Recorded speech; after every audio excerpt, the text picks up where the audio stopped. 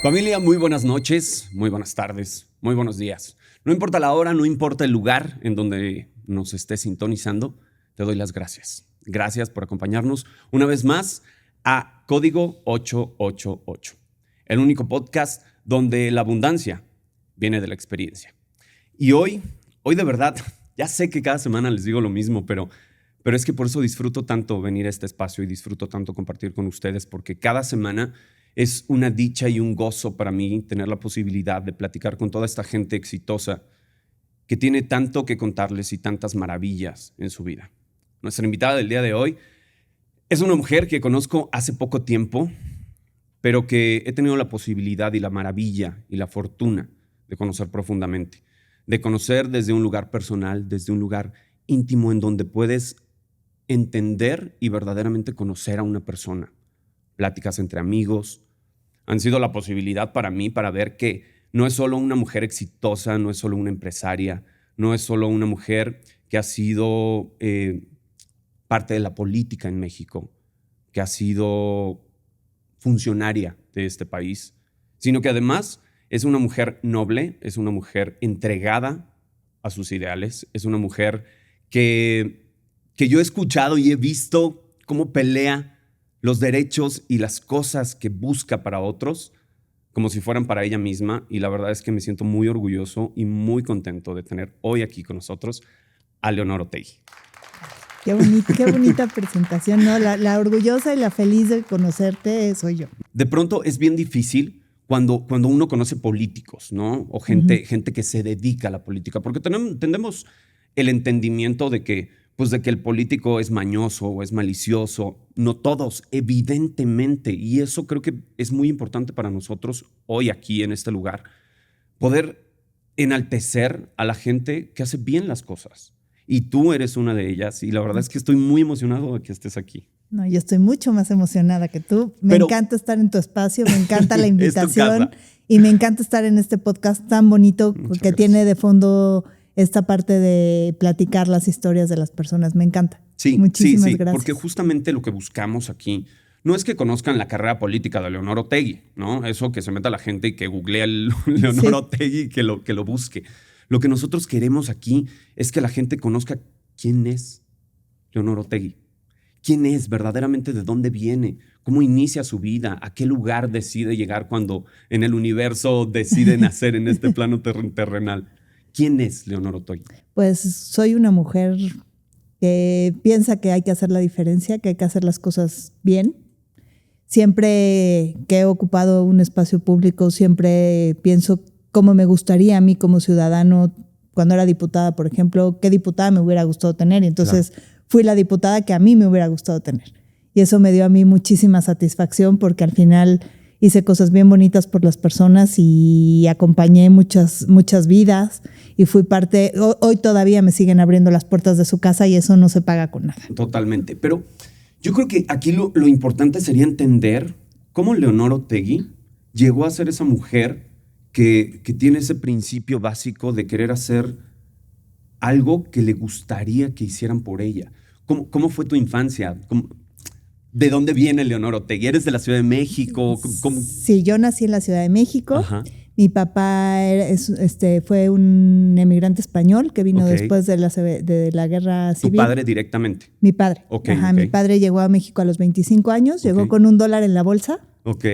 Llegó a trabajar a unas gasolineras y acabó siendo socio de esas gasolineras. Wow. Entonces, sí, es un hombre del que yo estoy profundamente orgullosa de ser su hija. Y que además seguramente fue un ejemplo tremendo de este poder de ser exitoso a partir de ti, nada más. ¿No? Y de tu trabajo y de tu esfuerzo. Y eso nos lo inculcó mucho. O sea, a mí me inculcó mucho que el trabajo, o sea, que hay que trabajar, que hay que ser útil, que hay que ganarte lo que quieres, ¿no? Claro. ¿Cómo era Leonor Otegi de chiquita?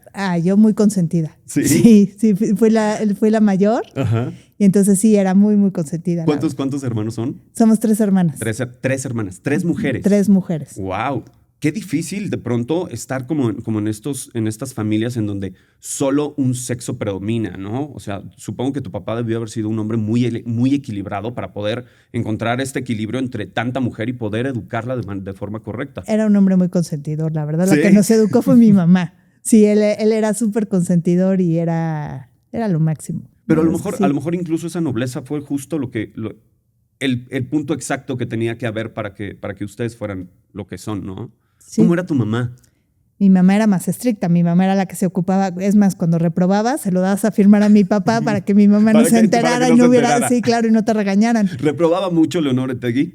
No, pero te ponían algún regaño en el colegio y así, claro. Entonces ibas con mi papá y le decías, ¿le firmas aquí? Y él firmaba sin preguntar que firmaba, ¿eh? O sea, era como... Sí.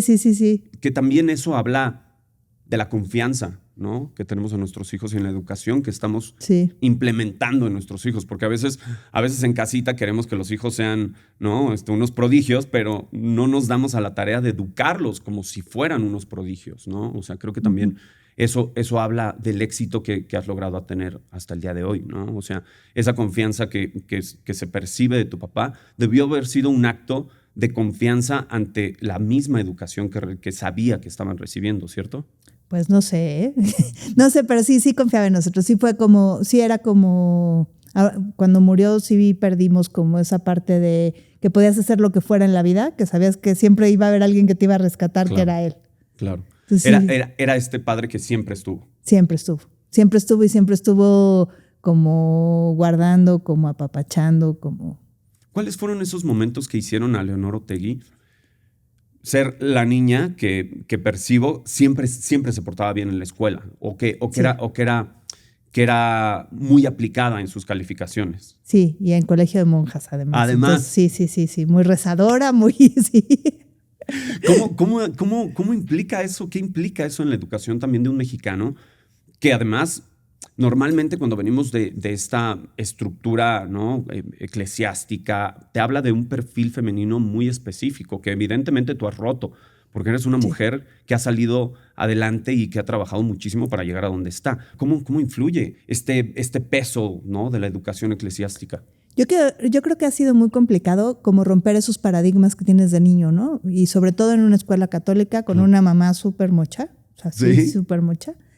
Y darte cuenta que la vida no es esas estructuras, ¿no? Que hay que romperlas, que hay que pensar, o sea, que tener un criterio propio de si verdaderamente lo que te enseñaron se acopla contigo o no. Claro. Porque además estas estructuras tan rígidas hacen que los juicios pesen sobre las personas, no solamente sobre ti, sino los juicios que hacen estas estructuras sobre otros, ¿no? Claro. Y entonces empezar a romperlos y darte cuenta que pues es el criterio de ellos, no es lo que es la realidad. Totalmente. Y por ejemplo, ¿hoy te consideras una persona religiosa? Hoy me considero una persona espiritual. Hay una gran diferencia, ¿no? Mucha. O sea, hoy me busco mucho ser pues buen ser humano, busco mucho tener una conexión con Dios, busco mucho el sentirme bien con lo que yo hago y ser congruente. Eso me parece que es importantísimo. Es que esa es la llave, ¿no? Justamente esa es la llave, porque a veces buscamos el éxito y pues no somos ni congruentes, y esa congruencia habla del trabajo constante, ¿no? De la constancia. De un trabajo personal que luego no es fácil, o sea, porque enfrentarte al espejo y ver tus partes oscuras luego no nos gusta mucho, pero hay que hacerlo porque es la única forma de poder pues evolucionar y trascender. La verdad es que nos estamos yendo muy adelante y voy a llegar a ese punto en el que quiero saber cómo lo hace hoy Leonor, pero me gustaría regresar a esa niña en la que iniciaron estos bellos días, porque se percibe en tu mirada, ¿no? Esta infancia bonita en la que tenías un papá cómplice, una mamá rígida, pero que supo educarlas. ¿Cómo fue el camino sin familia de Leonor? ¿Cómo vivió Leonor su infancia? ¿Qué aprendió? ¿Qué había a su alrededor que hoy pueda decir sigue conmigo hasta el día de hoy? Pues mira, tuve una infancia muy feliz, muy en una burbuja, porque la verdad es que todo era bonito y todo era muy cercana a mis primos. O sea, siempre como que fuimos una familia muy como muégano, con una abuela también española. Sí. A mi abuela sí le tocó, mi abuela vino en el Mexiquén. Okay. Mi abuela la recibió Lázaro Cárdenas. ¡Wow! Entonces, historia. Sí, mi abuela se quedó viuda cuando mi mamá y mis tías eran muy chiquitas Y entonces después se volvió a casar, pero tuvo un periodo de mamá sola muy fuerte. Claro. Y entonces era una mujer como muy especial. Y habla también de una mujer que se permitió volver a empezar su vida, ¿no? Porque en esas épocas de pronto era como perdí a mi marido y pues ya, ¿no? Ya está. No, pero además una historia terrible porque ella vino a México después de la guerra a acompañar a su hermana, pero después se fue trayendo a sus hermanos porque se casó con mi abuelo que le iba muy bien, tenía una camisería, y los hermanos le robaron todo. ¿Cómo crees? Cuando se queda viuda le robaron hasta los clientes. No me digas las costureras eso. y todo. O sea, de empezar desde cero otra vez. O sea, mi abuela era una persona muy, muy especial. Fíjate, me habla esto obviamente de todos estos ejemplos de constancia y de perseverancia y de empezar de cero. En algún momento, Leonor tuvo en su infancia o en su adolescencia este sentir como, estoy en cero, estoy sola o necesito encontrar mi camino. No. Siempre fuiste una mujer clara con lo que querías. No, siempre, no. ¿No? No, la vida me llevó. Uy, no, por favor, cuéntame. Yo quiero saber de esa parte en la que no. Bueno, yo era, hace cuenta, la niña feliz, sobreprotegida. Ajá. Me casé, me divorcié, teniendo un niño de 2 años, y como buena sobreprotegida me regresé a vivir con mis papás. ¿A qué edad? A los 26 ya estaba divorciada, con un niño de 2 años. A los 26, wow. Sí. Muy joven. Sí.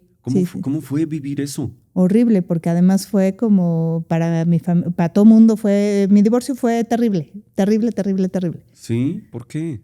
Porque era la primera divorciada de una familia sumamente religiosa y entonces pues fue como un caos ahí. Ya después se divorciaron muchos, pero... Sí. pero fuiste la primera piedra. Ajá, sí. Siempre que cae la primera piedra, el muro se derrumba inevitablemente. ¿Qué significa para ti ser esa primera piedra que derrumbó el muro? Fue durísimo, pero creo que lo tenía que hacer porque al final, pues sí, nadie vive tu vida más que tú.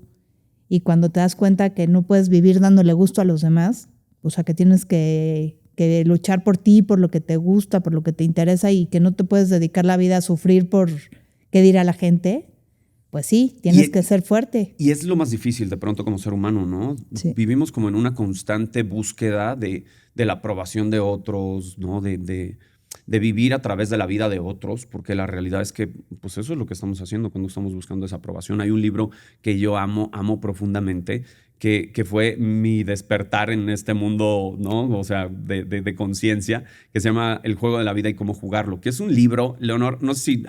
¿alguna vez te platiqué de él? Sí, creo que sí. Creo que sí. Y creo que te lo debo además, porque sí. prometí que te lo iba a regalar. Bueno, sí, pues sí, te lo voy a regalar. Hoy, ante todos ustedes, me comprometo a que le debo un libro a Leonor Otegi. Bueno, ese libro tiene una filosofía muy bonita de todo este principio básico, muy básico, ¿no? De lo que es pues, pasar por este plano terrenal y de universo. Y te dice que al final todos estamos jugando un juego. Todos. Sí. Pero yo estoy jugando mi juego, tú estás jugando el tuyo, tu mamá el suyo, y de pronto se nos olvida y queremos jugar el juego de otros. ¿No? Es como, espérame, yo te voy a resolver tu juego para que ganes. No, espérame, no, déjalo que juegue su juego y juega tu juego. ¿En qué momento tú te diste cuenta y decidiste dejar de jugar el juego de otros?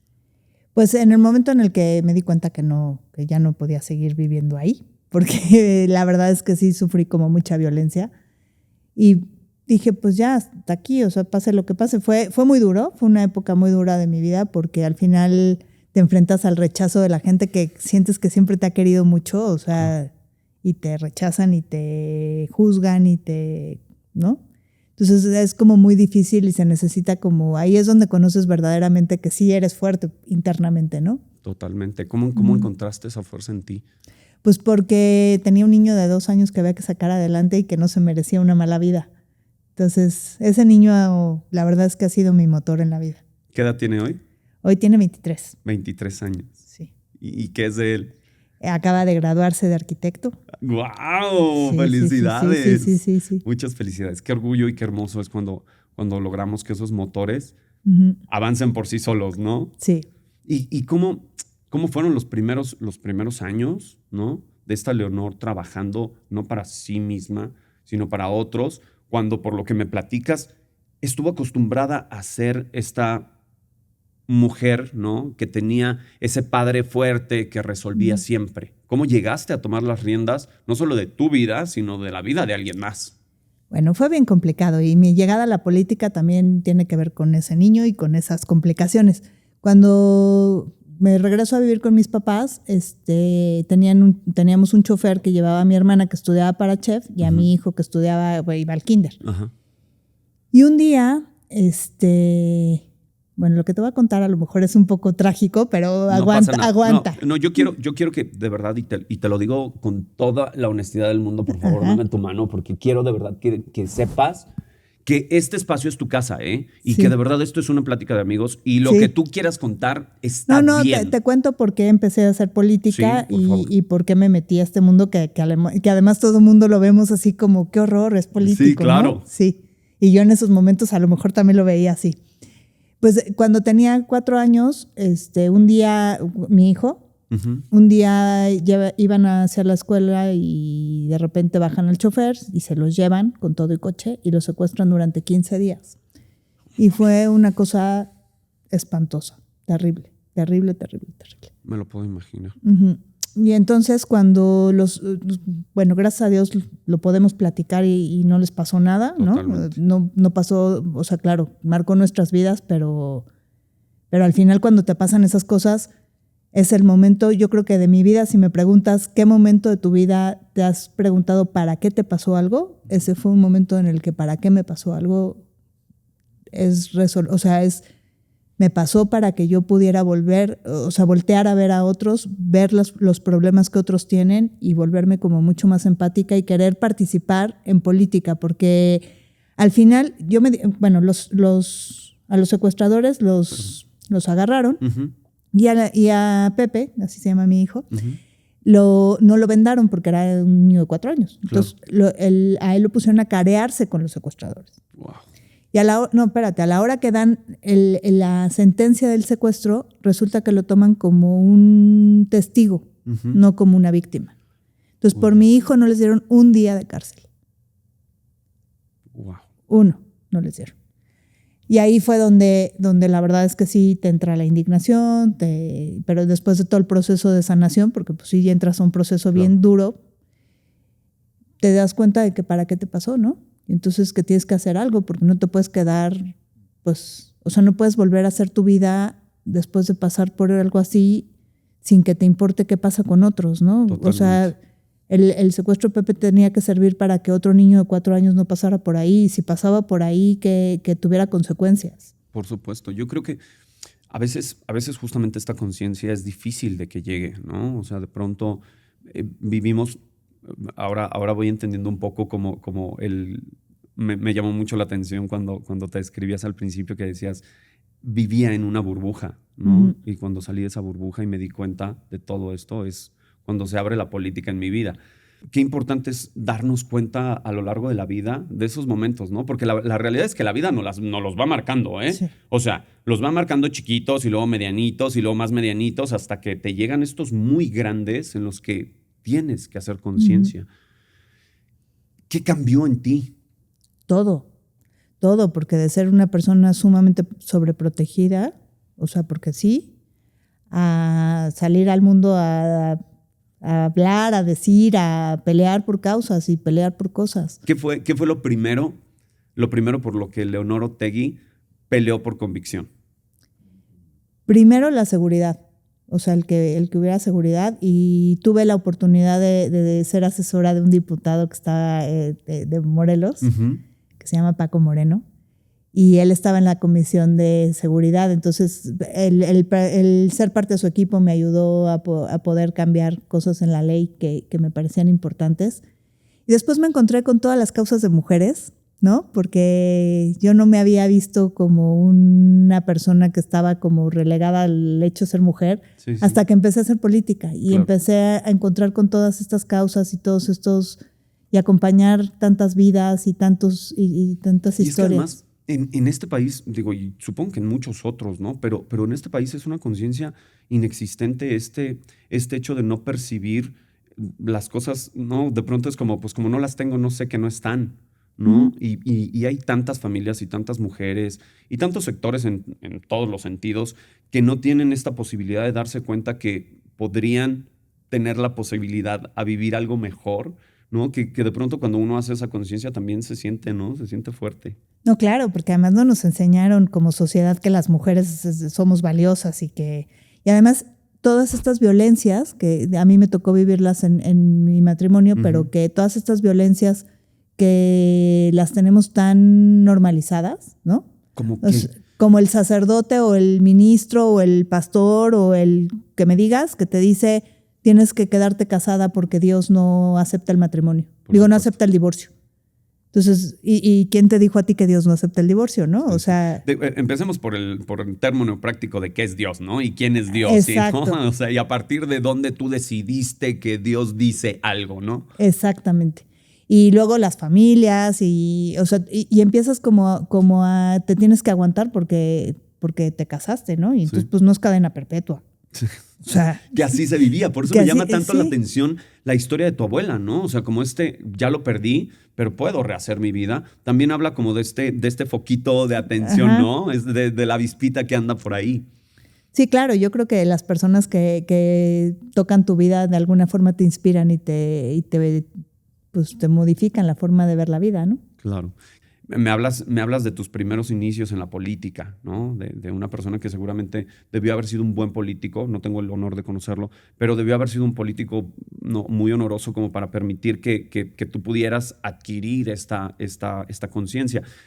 ¿Quién más ha sido para ti en tu familia, en lo personal, ¿no? Uno de estos anclajes que te ha permitido construirte como persona?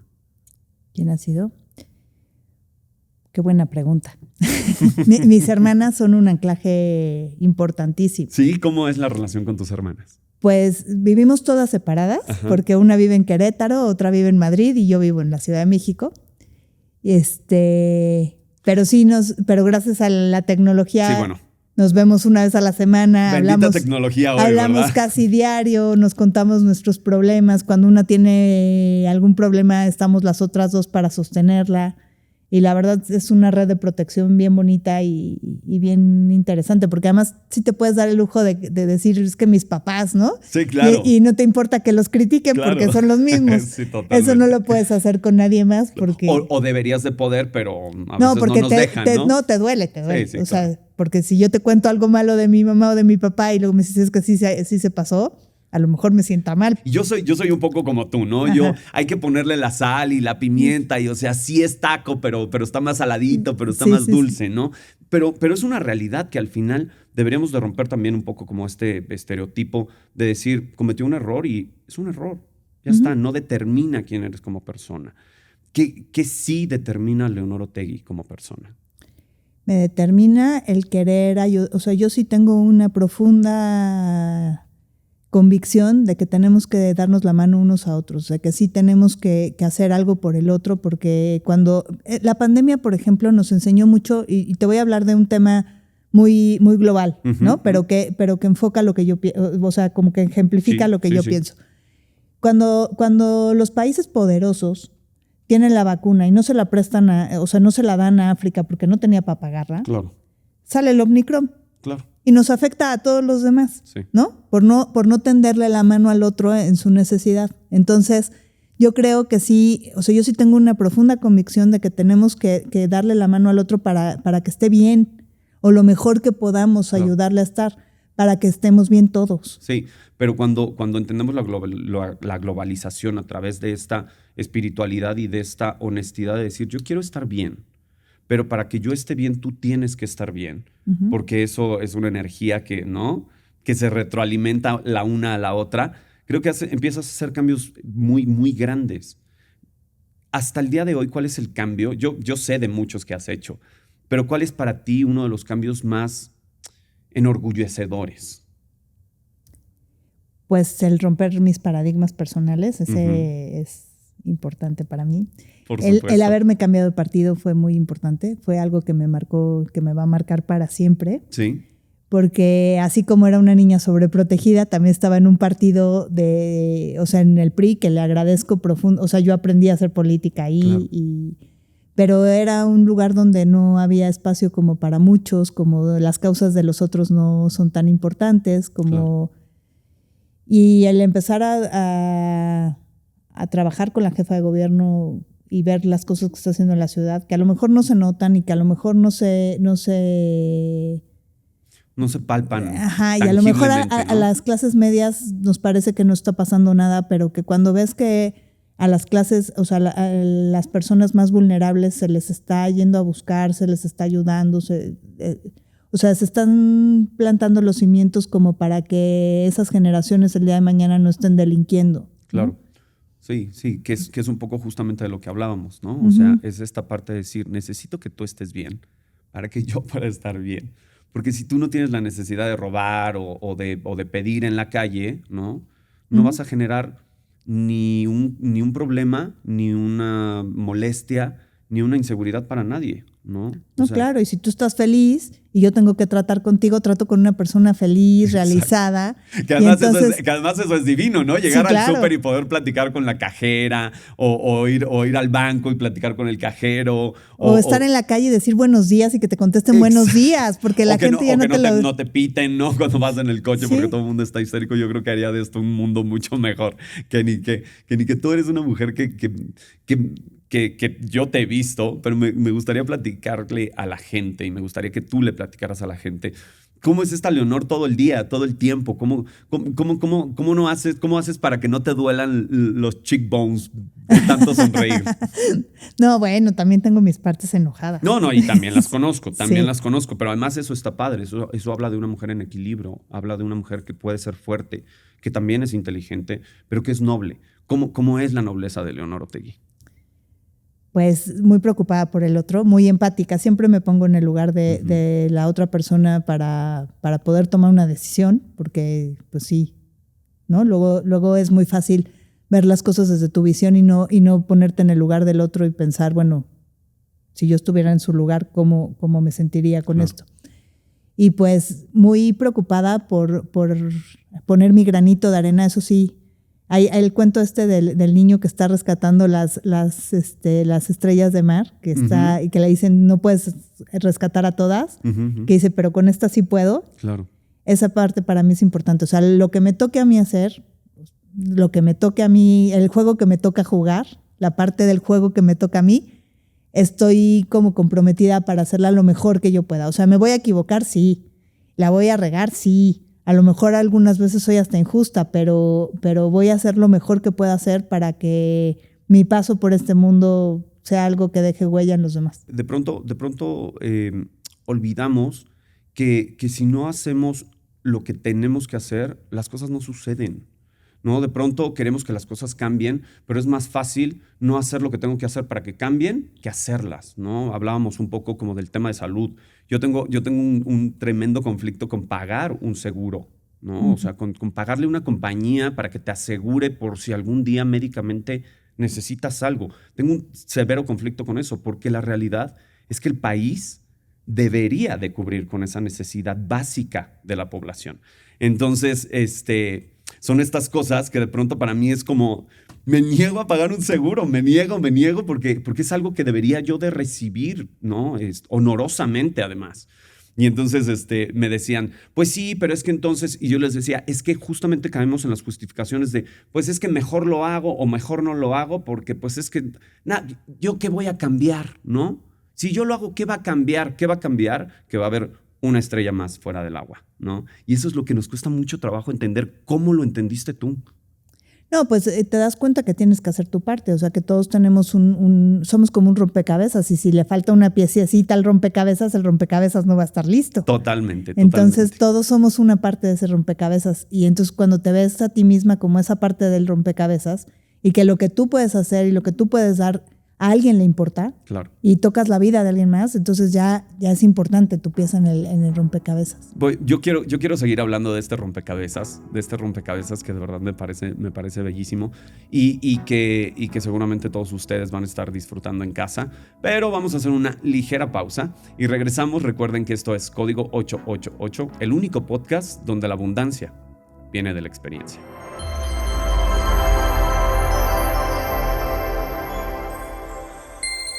¿Aún no has visto por qué no nos casamos? ¿Qué estás esperando? Nos vemos todos los sábados a las 6 de la tarde en el foro Silvia Pasquel. ¿Por qué no nos casamos? Espera.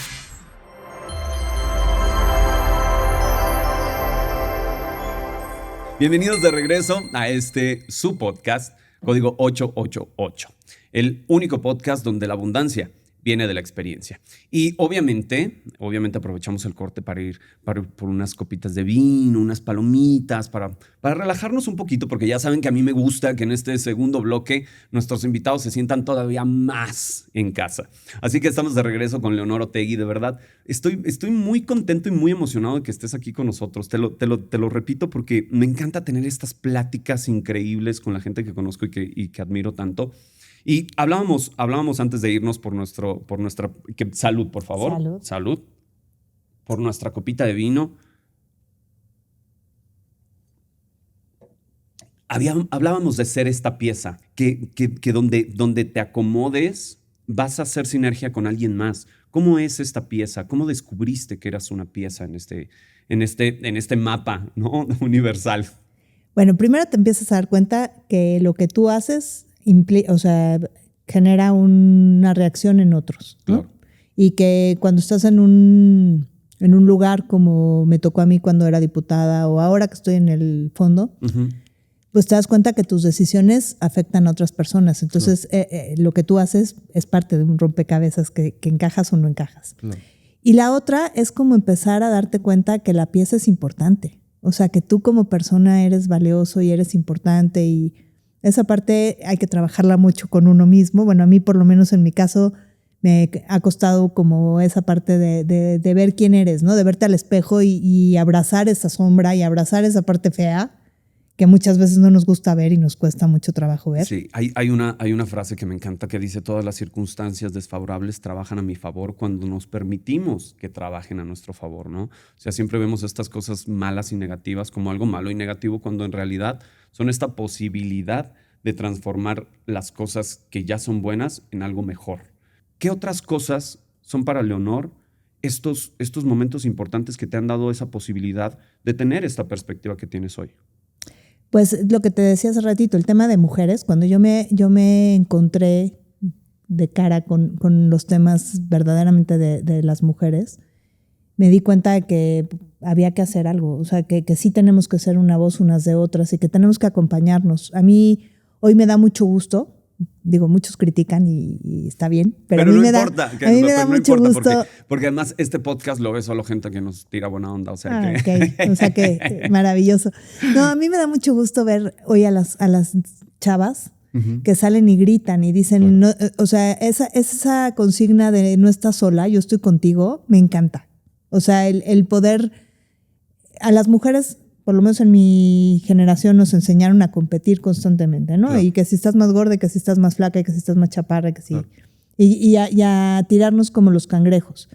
Y hoy estamos aprendiendo las mujeres a ser solidarias, a ser amigas, a ser hermanas, a que si te pasó a ti, le puede pasar a mi hija, o me puede pasar a mí, o a mis sobrinas, ¿no? Y entonces nosotras tenemos la responsabilidad de comunicarnos diferente, relacionarnos distinto, ayudarnos, ser más empáticas, más amigas. Que sí disfruta, que sí apoya, que sí encuentra en esta lucha, Leonor, y con qué se ha enfrentado a lo largo de esta lucha que también por tu historia de vida has vivido en primera persona. Sí, claro, porque además cuando estás tan protegida en un mundo tan color de rosa, que, uh-huh, a lo mejor no es tan de rosa, ¿sabes? Sí. Porque pues vas viendo muchas microviolencias que no las percibes como tales porque no sabes qué son.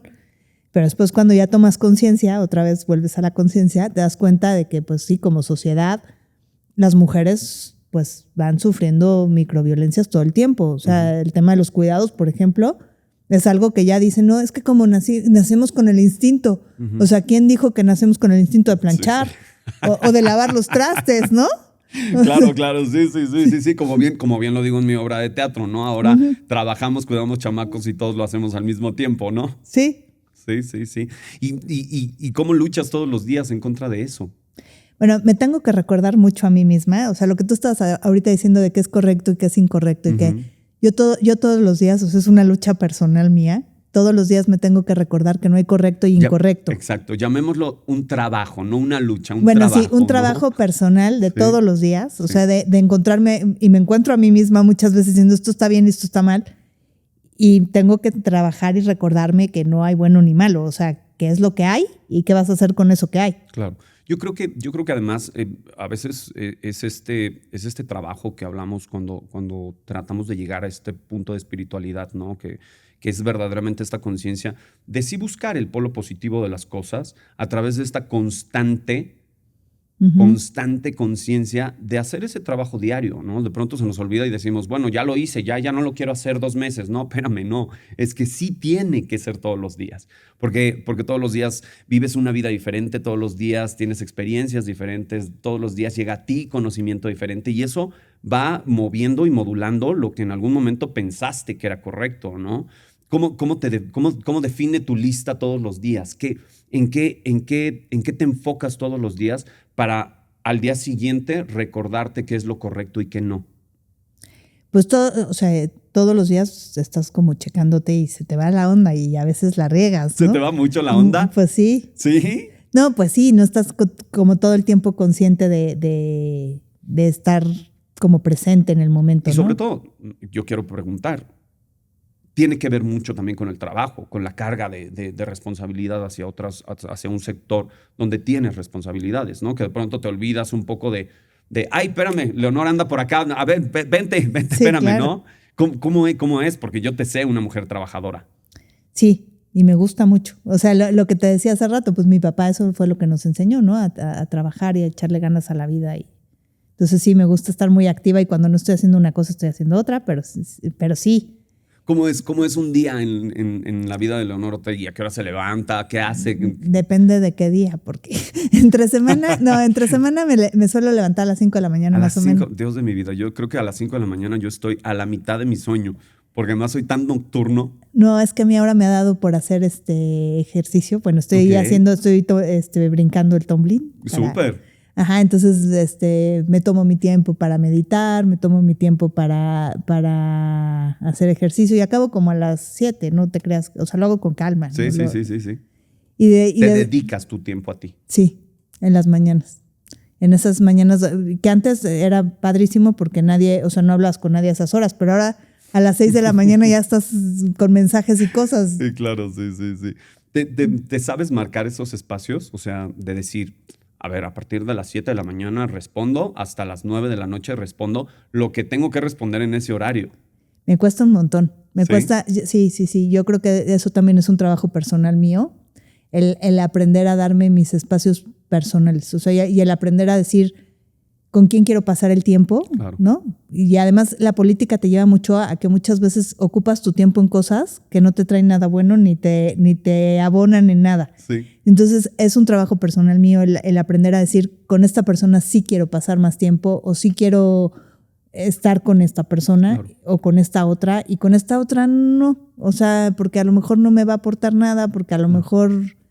Y eso sí ha sido también un trabajo personal mío porque yo sí era muy de quedar bien con todo el mundo. Sí, me invitaron y tengo que ir. Ajá, porque me invitaron. Y vas más porque te sientes obligado que porque quieras compartir ese momento con esa persona, claro, ¿no? Claro. Y que además a veces se nos olvida que esos son los momentos que nos retroalimentan de cosas positivas y que nos evolucionan este crecimiento, ¿no? 7 de la mañana. ¿Tomas café, un tecito? ¿Cómo es tu mañana antes de activarte laboralmente? Me tomo mi café lo primero. Antes del café no soy persona. Así dice mi marido, lo mismo, sí, igualito. Sí. Bueno, tu marido es una de las personas con las que me gusta pasar tiempo. O sea, a mí también. Bueno, yo sé que no, pero es de estas personas llenas de luz. Sí. Que cada vez que compartes con él el tiempo es como lindo, como que te abona, como que te aporta. Sí, es una persona muy sabia, es una persona muy conocedora, es una persona muy inteligente y a la cual le debo además mucho de este crecimiento y de esta evolución que yo he tenido como ser humano en los últimos años estando cerca. Yo también, porque estamos haciendo un proyecto que me llena el corazón a mí. Y a mí también, porque me encanta además que esté cerca de gente que lo hace crecer de esa manera. Entonces, cafecito. Cafecito, ejercicio, meditadita. ¿Cómo meditas? Fíjate que a mí me llama mucho la atención saber cómo medita la gente, porque eso habla mucho del tema de control que tiene con su mente. ¿Tú cómo meditas? Bueno, primero, o sea, yo primero me pongo como, pues, en presencia de Dios, o de, pues sí, de Dios. Sí, de tu Dios. Sí. Le cuento mis cosas y después me pongo como, trato de vaciar la mente para que Él me responda. Y muchas veces cuando estás en este espacio de vaciarte, sí te llegan las respuestas. Totalmente. Y entonces es como, y le pongo mi día en sus manos, porque pues sí, ¿no? Yo no salgo de mi casa si no le puso a Dios mi día en sus manos y le pido que me acompañe todo el día porque... Y pues ahí me quedo y a veces me quedo mucho rato y a veces cuando puedo me quedo más. ¿Escuchas música? Sí, me pongo mi musiquita, prendo mi velita. Y después, ok, encuentras este momento contigo, ¿no? Te encomiendas a ese tu Dios. Y luego, ¿cómo empieza la locura del día a día? Y luego ya hay que correr, hay que arreglarse, salir corriendo. Pues ahora con el trabajo que tengo, que es el Consejo Económico, Social y Ambiental de la ciudad. ¿Qué haces ahí? Pues yo estoy en el fondo, que estoy encargada de darle seguimiento a las cosas del Consejo. El Consejo está integrado. Es la parte más bonita del gobierno de la ciudad, a mí me parece, sí. Por favor, cuéntanosla a detalle porque queremos saber de esas cosas que sí son bonitas en este gobierno. Mira, es un consejo que está integrado, es todo honorífico. Ajá. Y está integrado por 6 cámaras empresariales, 6 universidades, 6 sindicatos, 6 colegios de profesionistas, 6 organizaciones de la sociedad civil, todo el gabinete económico de la ciudad y las 16 alcaldías. ¡Wow! Entonces, súper plural. Ok. Y entonces, bueno, la verdad es que la parte política no tenemos tantos compromisos, pero con la parte social sí, o sea... Que además debería de ser así la política estrictamente, ¿no? Es la esencia y la raíz de la política, ¿no? Sí, entonces me toca mucho platicar con Coparmex, con Canirac, con Canaco, o sea, con todas estas cámaras que aglutinan empresarios que finalmente son los que, pues... apuestan su patrimonio para dar trabajo, para crear economía, para reactivar la ciudad. ¿Qué tipo de proyectos se manejan? Digo, te lo pregunto porque la verdad es que yo no conocía de este sector y además nunca habíamos tenido esta plática tan laboral, ¿no? De realmente qué haces a profundidad. ¿Qué tipo de proyectos se manejan ahí? ¿Qué se hace ahí exactamente? Pues mira, ahorita nos acaba de entregar el PUEC de la UNAM al Consejo, nos acaba de entregar un estudio que hicieron sobre las barrancas de la Ciudad de México. Ok. Porque tenemos montones de barrancas que aquí se están usando como tiraderos. Ajá. Hay una parte... De basura. Sí. Hay una parte importante de la sociedad, o sea, que son muy conscientes y que están rescatando las barrancas. Okay. Entonces, por eso se da este estudio al interior del Consejo. Se plantea que hay que hacer un estudio de las barrancas para ver cómo hacemos con la economía circular, cómo hacemos para enseñarle a los niños a tener huertos urbanos y a cuidar estos espacios. ¿Qué puede hacer la ciudad para cambiarlos, o sea, para protegerlos? ¿Cómo abrirlas? Porque muchas de las barrancas están cerradas, o sea, los inmobiliarios como que construyeron alrededor, para que no... porque son áreas de valor agregado, o sea, pues si tú abres tu ventana y tienes el bosque ahí, pues claro, vale todo, ¿no? ¿Y cómo hacer para que la ciudad tenga espacios donde puedas hacer ecoturismo, donde puedas ir a caminar? O sea, ustedes son los encargados. Hay un parquecito, por ejemplo, que me llama mucho a mí la atención, que si vas sobre viaducto, ¿no? Bueno, el mismo viaducto, ¿no? El pasaje peatonal que hicieron sobre viaducto. Hay un parquecito que está en una brecha entre viaducto yendo hacia el aeropuerto. ¿Ustedes son los encargados de hacer esas cosas? No, nosotros somos... que me parecen maravillosas. No. Me parece muy, muy enaltecedor encontrar esos pequeños espacios y hacer algo interesante. Sí. En esta administración han hecho 16 parques de este tipo. O sea, han rescatado 16 espacios de estos. Pero no, nosotros somos un consejo que es asesor de la jefatura de gobierno. Okay. Nosotros o sea, por ejemplo, el tema de las barrancas se plantea al interior del consejo. Nosotros como fondo nos damos a la tarea de buscar quién nos puede hacer la investigación, O sea, ¿quién puede hacer todo el seguimiento para después entregarlo al gobierno de la ciudad y que se convierta en política pública? Okay. Y darle seguimiento a esa política pública. O sea, en realidad es como si ustedes gestionaran todos estos proyectos para dejárselos listos al gobierno para que los resuelva. ¿Estoy entendiendo bien? Mira, por ejemplo, el caso de Vallejo I. En el consejo se plantea que la ciudad ha perdido su parte industrial, ¿no? Y que Vallejo está como pues asfixiado. Uh-huh. Entonces, en el consejo se plantea, se hace el estudio de Vallejo y entonces se crea un plan de desarrollo urbano en el que permites que Vallejo tenga vivienda asequible para que las personas que trabajan en las fábricas de Vallejo puedan vivir ahí, puedan vivir cerca y no tenga que transportarse 5 horas. 3 horas, 5 horas, sí, claro. Y se crea Vallejo I con el CEDIT.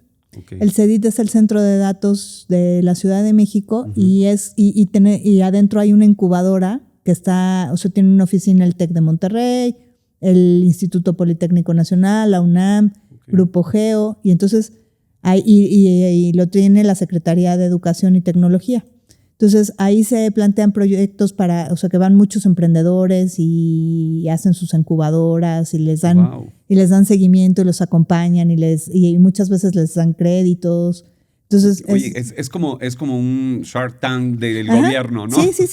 Ya ven, gente, como sí hay este tipo de proyectos nada más hay que buscarlos, Fíjate, esto me encanta porque hoy voy a hacer diferente nuestras dos dinámicas, porque hoy se presta mucho para que sucedan de esta manera. Tenemos una dinámica que se llama las 8 del código, ¿ok?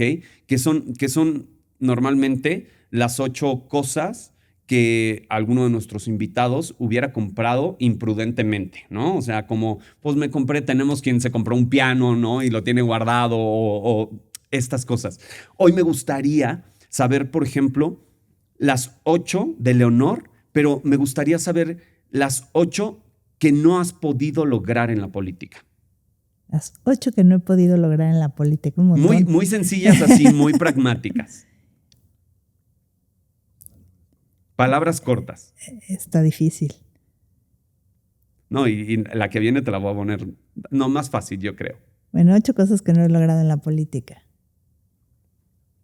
Lo que te venga primero a la mente, porque es un juego mental. Sí. Si te lo piensas mucho, ya no vale. Pero es que estoy pensando, porque hay...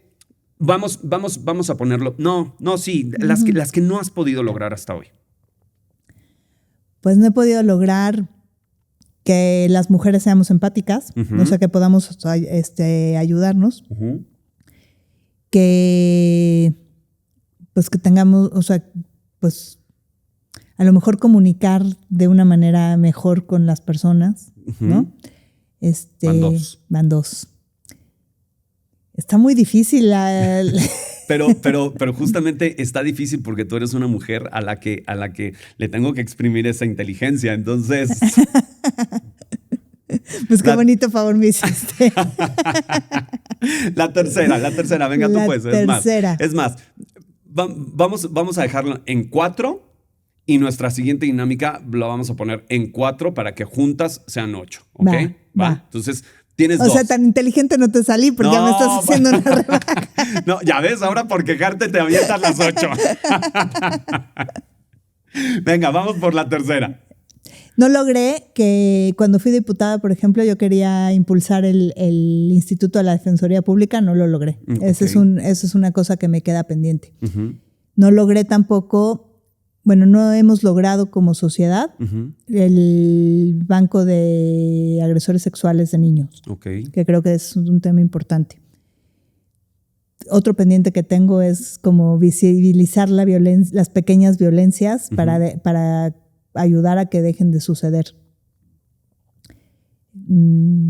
¿Qué más? 5. ¿Qué más? Pues las infancias me importan mucho, que los niños, o sea, tenemos un tema ahí que no hemos visibilizado, que me queda pendiente.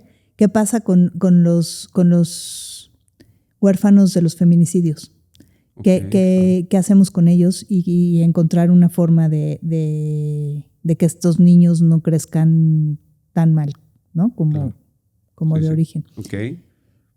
Solo 2 más. 2 más. Ayudar a las personas a lograr sus sueños.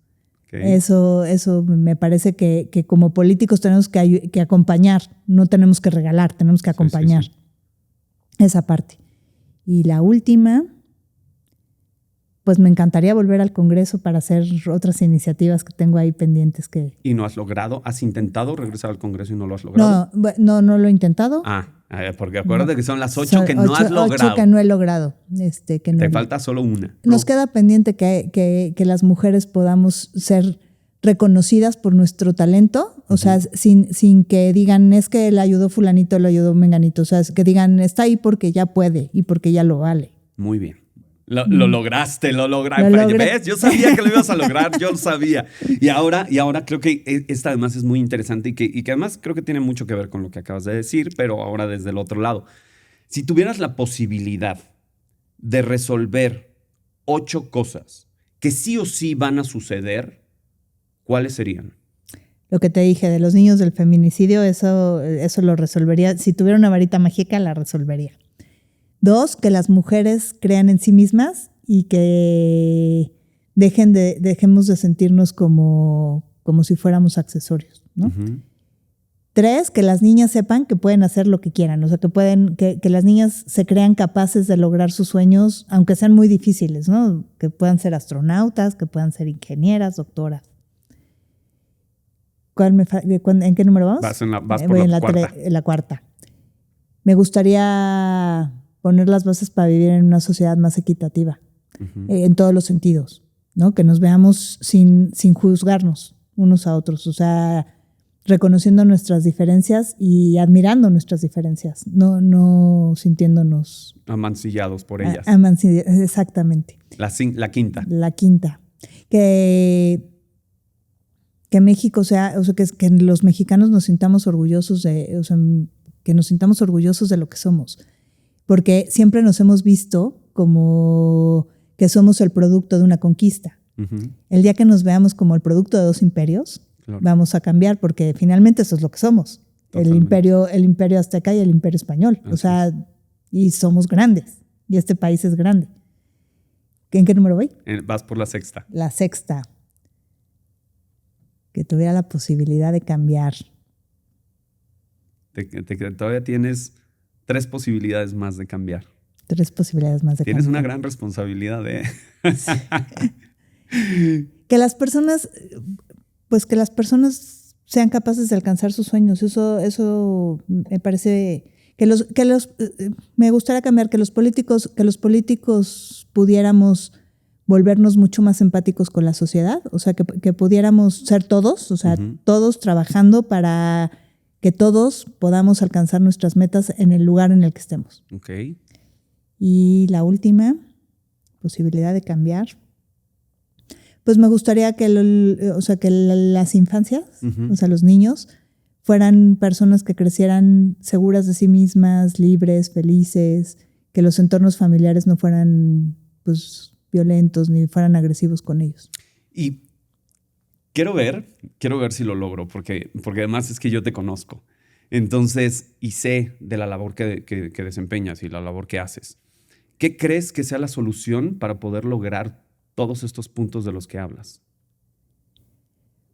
Pues el que todos el que trabajemos cada uno en nuestro interior, o sea, que cada uno nos veamos al espejo y digamos, bueno, pues esta parte que a lo mejor quiero esconder, no la voy a esconder, voy a trabajar en ella, la voy a ver, y que todos queramos ser mejores con nosotros mismos para poder ser mejores con el otro. Que además tiene que ver mucho con un tema de educación, ¿no? Y yo sé que la educación para ti es muy importante, haces una tremenda labor con Prepa para ti, ¿no? Que de verdad es que para mí es uno de esos momentos que además me encanta cuando lo platicas porque te brillan los ojitos. Cuéntale a la gente qué es. Eso es lo más bonito que he hecho. Es un programa que hacemos justo con tu marido, que en las colonias llevamos a un profesor que les da clase durante mes y medio. Los preparan para que hagan el examen de la prepa en un solo examen en el acuerdo 286. Así es. Y cuando tú cuando tú le entregas a las personas su dictamen que aprobaron, es impresionante cómo se cambia la visión de cómo se ven ellos a sí mismos. O sea, se dan cuenta que pueden lograr sus sueños, que una cosa que pensaron que jamás iban a hacer, de repente la tienen ahí y dicen, wow, lo hice, ¿no? Y eso a mí me llena el corazón porque te das cuenta que lo que haces impacta en el otro.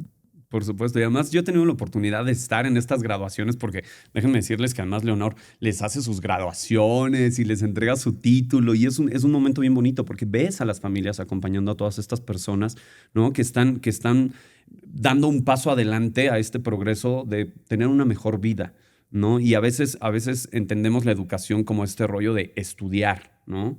De ir a la escuela todos los días. Y a veces el tema de educación es un tema más de conciencia, ¿no? De abrazar las cosas que sí sabemos y enaltecerlas con un título diciendo, vales esto, ¿no? Sí puedes. O sea, a lo mejor en algún momento, porque eso nos pasa a todos, en algún momento de la vida dices, esto no lo voy a lograr, ¿no? Y te boicoteas a ti mismo y dices, no, pues para mí es imposible porque pues la mayoría de la gente a la que llegamos con este programa es gente que ya o las mujeres se embarazaron y ya se tienen que dedicar a cuidar hijos, o los chavos tuvieron que empezar a trabajar para ayudar en casa, o no se les dio el estudio y entonces ya los corrieron o lo que sea, o dejaron la preparatoria y entonces ellos mismos piensan que nunca lo van a lograr. Claro. Y ellos mismos se van asegurando en la vida de no lograrlo. Entonces cuando se los haces tan facilito, y cuando... Que, a ver, facilito y no, porque en realidad es un compromiso de estudiar y de ejercer tu examen para poder lograr esa calificación aprobatoria. Pero ya no es este proceso de, es que ya no fui a la escuela, ¿no? Y los empoderas de una manera que yo lo he visto. Y ¿cuánta gente ha logrado hoy, Leonor Otegi, con Prepa para ti, ayudar a transformar estos días de decir, no voy a conseguir trabajo, pues ya puedo porque tengo mi prepa o tengo... No, y ya tenemos historias de éxito, de que me han hablado y me han dicho, gracias a la prepa ya me subieron de puesto y estoy feliz y ya estoy ganando más. Y eso estaba, bueno, no tienes cómo describirlo, ¿no? Que te digan eso y que sí impactaste en la vida de las personas. ¿Cuánta gente más o menos? Ahorita llevamos 822. 822 personas. Sí, empezamos en diciembre, en noviembre del año pasado. Casi 1,000 personas han cambiado su vida el día de hoy. La verdad es que es un proyecto padrísimo. Yo de verdad me encanta ir a las graduaciones y estar ahí presente y ver de verdad este trabajo que se está haciendo, que me parece justamente uno de los más importantes porque yo siempre he dicho que en efecto la transformación de un país o de cualquier país está en la educación, ¿no? Pero en esta educación de entender la vida de una manera exitosa, como hoy nos has ayudado a entender. La verdad es que el tener aquí a gente como tú, con toda la experiencia que ha tenido, con todas las vivencias que ha tenido, con todos los errores que han cometido, ¿no? Y escucharlas, verlas y vivirlas de esta forma tan personal y tan íntima y tan profunda, la verdad es que hace que logremos nuestro cometido, que es que allá afuera, todos ustedes sepan que todos tenemos la posibilidad de ser exitosos, ¿no? Sí, claro. No, eso es lo que hacemos con la prepa, justo. Exactamente. Les enseñamos que ellos pueden ser exitosos. Así es. De verdad, te agradezco muchísimo, Leonor, con todo el corazón que estés aquí con nosotros. Créeme que voy a seguir no solo tus pasos políticos, sino tu vida personal muy de cerca, porque me encanta que estés no solo en el programa, sino en nuestras vidas.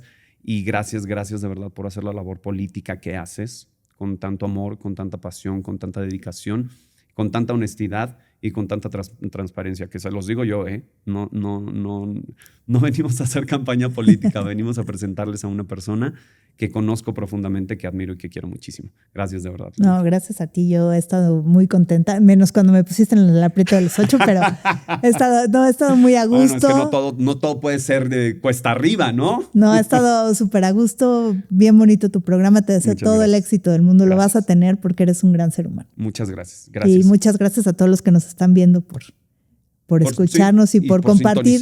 Y por compartir este tiempo Sí. con nosotros. Totalmente. Me encanta que estén ahí en su casita, de verdad. Muchísimas gracias. Nos vemos la próxima semana, en la tarde, en la mañana, en la noche, a la hora que ustedes decidan, en el lugar que ustedes decidan. Gracias, gracias, gracias por acompañarnos. Y síganos en nuestras redes sociales. Denle a la campanita, por favor, porque si no, entonces, ¿cómo se van a enterar de nuestro próximo programa? Nos vemos la próxima semana. Yo soy Adrián Cue y esto es Código 888, el único podcast donde la abundancia viene de la experiencia.